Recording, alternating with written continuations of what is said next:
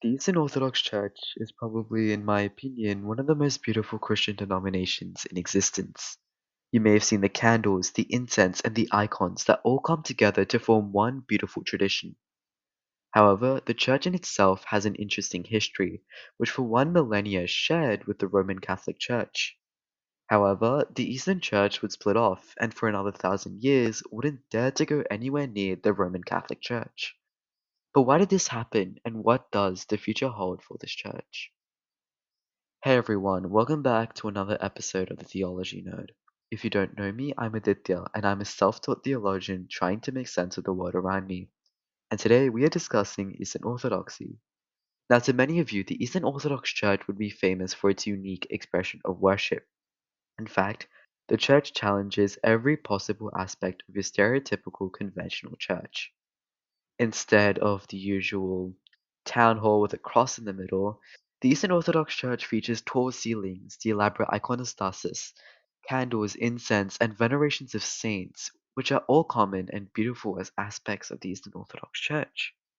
Now, when we look at the origins of the Eastern Church, it's very important to realize that traditions don't define the Church. The descriptions I provided above describe the Eastern European rite or form of worship.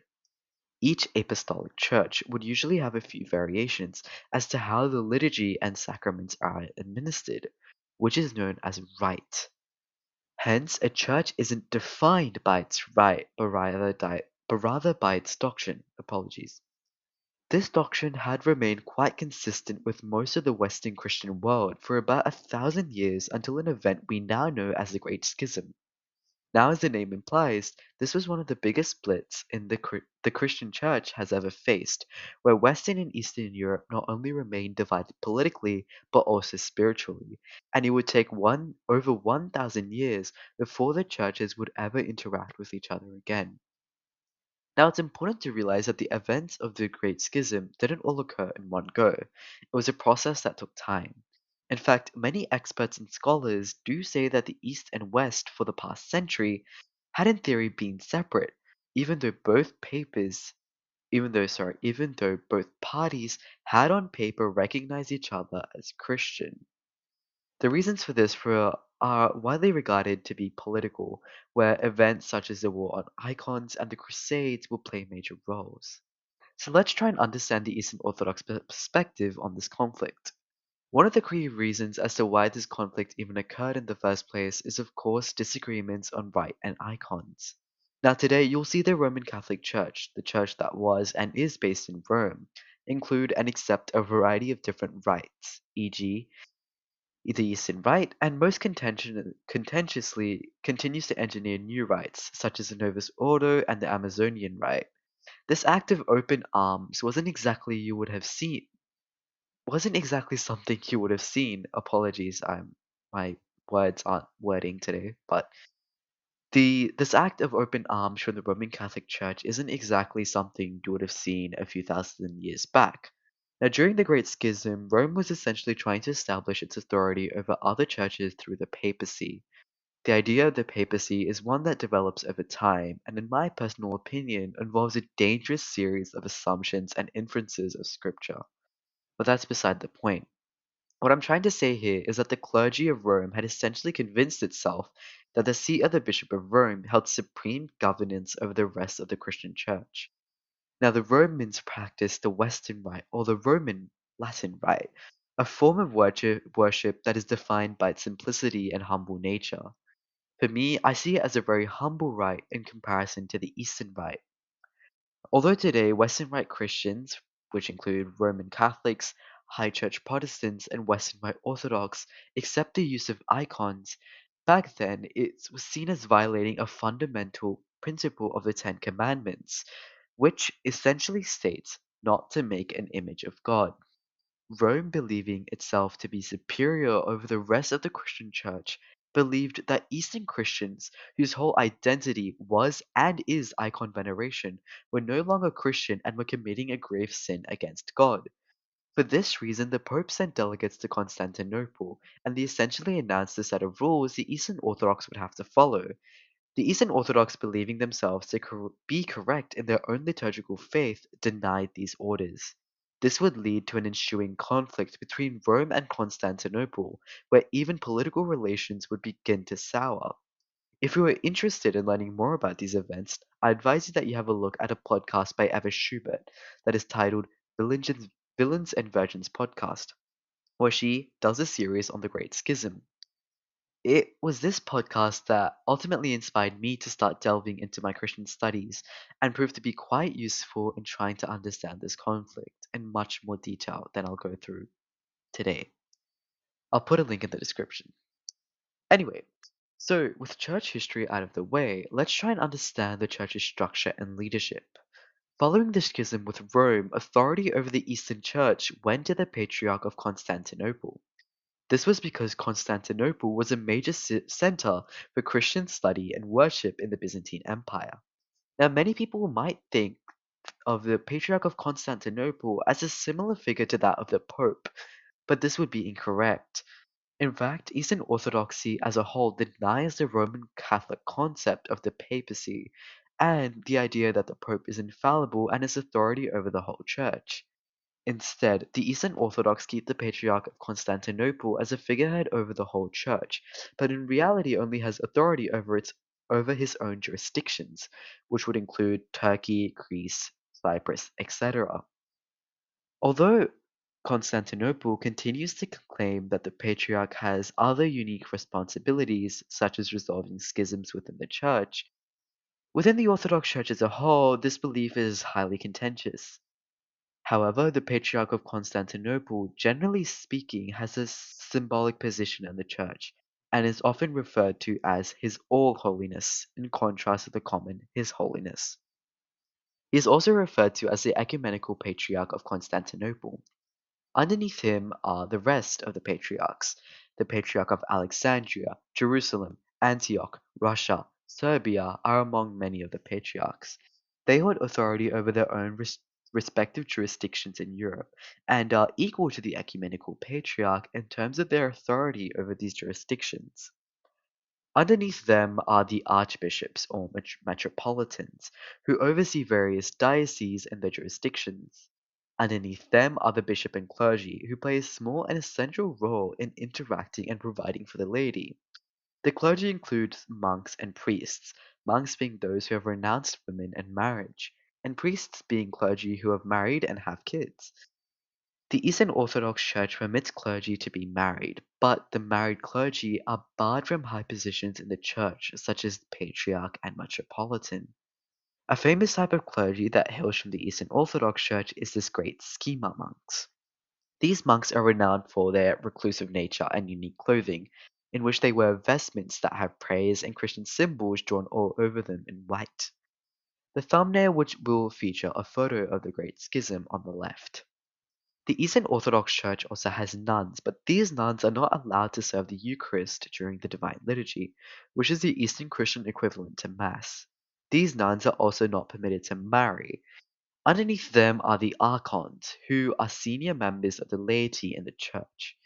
They maintain close ties with the clergy and often speak on behalf of the laity.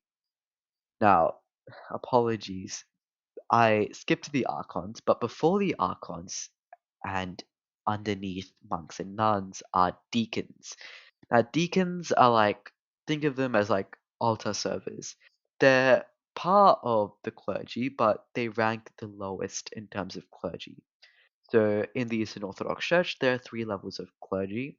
I'll detail more about the three levels of clergy in the description below. But yes, it's deacons and then it's the archons. Now, of course, underneath them are the laity, who are basically everyday people like you and I. The laity are permitted to worship in other Eastern Orthodox churches that are part of the 14 Church Communion. Another notable part of the church as well are the saints. Now, Orthodox and Catholic churches share the same saints up until the Great Schism. Following the Great Schism, the two churches canonized their own saints and became known as post-schismatic saints. Famous examples in the Eastern Orthodox Church include Elder Paisios of Mount Athos and Saint Olga of Alaska. Saints form a key part of the church and are often featured in icons in Eastern Orthodox churches. If you're interested in learning more about Eastern Orthodox saints and their teachings, I recommend that you watch the work of Orthodox Ethos, which is a channel that features YouTube shorts with quotes from Orthodox saints. Now, in regards to saints, saints don't necessarily always have to be members of the clergy. They can be laity as well. For example, I mentioned Saint Olga of Alaska. She was a member of the laity, but she was also renowned for famous healing powers. With that out of the way, I'm going to start this section with the video with a little bit of a disclaimer. So the following section will be a bit of an opinion piece. This is a highly contentious issue, and I know it's odd for me to provide opinions on contentious issues on this channel, but I think this is really important and should be addressed. Now, recently the Turkish government turned the historic Orthodox Church of Hagia Sophia into a mosque. Hagia Sophia holds significant Orthodox heritage, and it is a structure that has withstanded wars and so much more. The Turkish government's desire to essentially eradicate this Orthodox heritage is to people like me a outright disgrace. The Orthodox Church and Eastern European leaders have condemned this decision, yet the Turkish government has still gone ahead. This to me showcases a history in which Muslim rulers attempt to erase heritage and use the buildings of other religions for their own personal use. The Orthodox Church was so harmed by this move that it in fact entered into a period of mourning all across the world.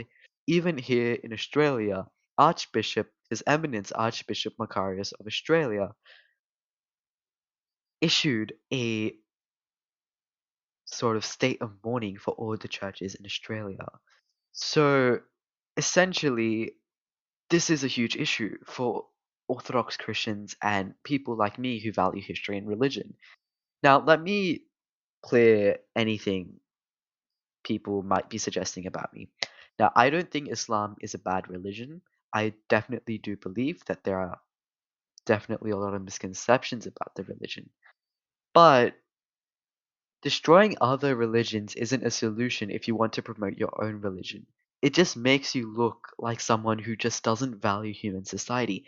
It doesn't make you tolerant to all religions as all of us should be. It makes you someone who attacks other religions, someone who undermines other people, who undermines a history which has gone through and suffered so much. Christians have suffered. Christians have come a long way. And to throw that out of the window, to take something so valuable to Christians and turn it into something else is just so disgusting. So with this, I'd like you all to help me advocate for Hagia Sophia's return to a church, and that one day the bells and incense of the Divine Liturgy fill that magnificent structure. And with that, thank you for tuning in. If you'd like me to cover anything else, please be sure to let me know. I know I went through the Eastern Orthodox Church quite quickly. This is just a brief of the church. The church obviously has a lot of heritage, and I encourage every single one of you here today to go into the church and really appreciate what it has to offer because there is a lot to see. With that being said, I hope you all have a wonderful rest of your days. Wait, what? My words. Oh no. Sorry. I hope that all of you have a wonderful rest of your days. Please pray that my words don't keep on acting up again as they did a lot in this video today. I apologize for that. And yeah, I hope you guys enjoyed this video. Thank you for tuning in, guys. See you in the next one. Um, I also know that I just finished up the video, but I encourage you all to subscribe and share this video. I also want to make a bit of a point. At the start of this video, I did put in a bit of a segment of Byzantine Chant, which is a very famous form of chanting in the Orthodox Church. This specific chant was by monks on the holy Orthodox mountain of Athos. And I encourage you guys to listen to these recordings. I'll put a link in the description as well. But yeah, please make sure you guys subscribe, like, and share this video. Thank you.